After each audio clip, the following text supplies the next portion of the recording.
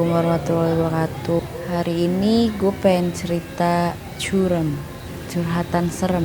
Jadi gue punya saudara, sebenarnya sih ceritanya udah lama, hampir setahun 2 tahunan gitulah. Saudara gue itu dulu pernah ditempelin selama 2 tahun. Dia itu awalnya sering dengar suara-suara manggil, namanya kan Yuli gitu. Selang berapa bulan itu kayak suka diliatin makhluk gaib deh gitu, sering masukkan.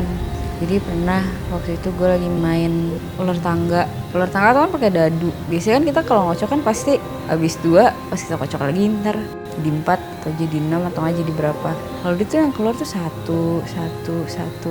Kita tuh lagi main berempat, awalnya dia ngobrol biasa, lu duluan jalan, lu ini, pokoknya interaksi biasa lah. Tapi lama-lama tuh dia jadi nunduk, terus dia diem, dari ngotok dadunya, terus yang keluar tuh satu. Jadi gak ada suara gitu.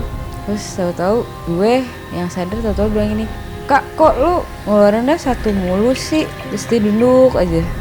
Terus lama-lama dia senyumnya tuh kayak orang-orang kesurupan gitu, kemasukan. Terus matanya tuh yang melotot gitu.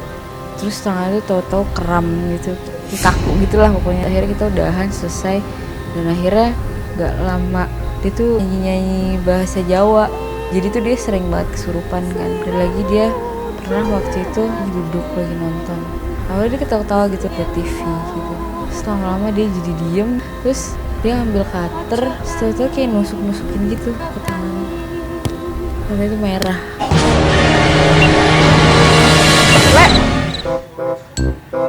Kok jadi begini?